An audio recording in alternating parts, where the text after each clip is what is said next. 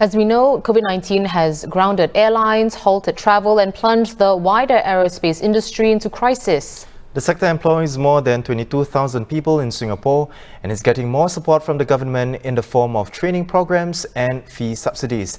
Now, multimedia journalist Charles Suen has more. Not much use for equipment like this today, as the aerospace industry remains grounded by the COVID-19 pandemic. But those in the industry can access more training courses with more subsidies to help them remain relevant during this downtime. At a tour of the Singapore Aero Engine Services facility today, Trade and Industry Minister Chan Chun Sing and Minister of State for Manpower Gan Xiao Huang announced that more than 13,000 training places across about 100 courses will be made available to the sector.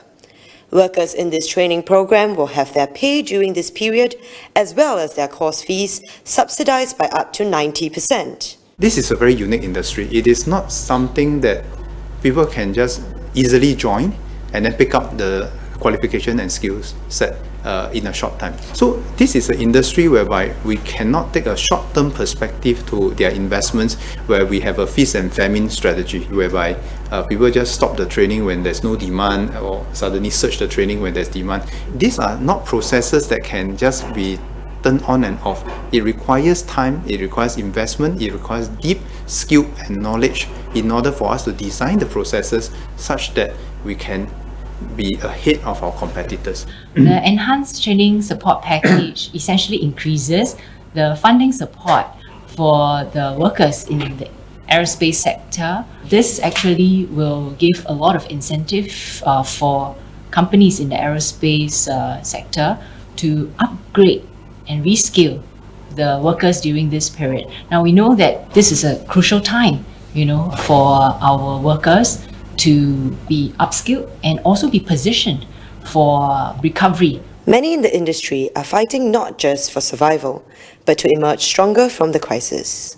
Government has very quickly come up with support programs, as well as what's going to be announced today with regard to training.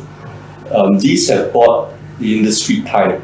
Several trends have been accelerated by COVID, and this includes digital transformation, automation, and so on.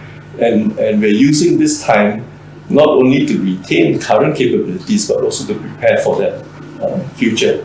With the aerospace industry not likely to take off until 2024, keeping their skills and engines polished has become the priority of many in the industry, anticipating the day that they can take to the skies the moment the storm clears.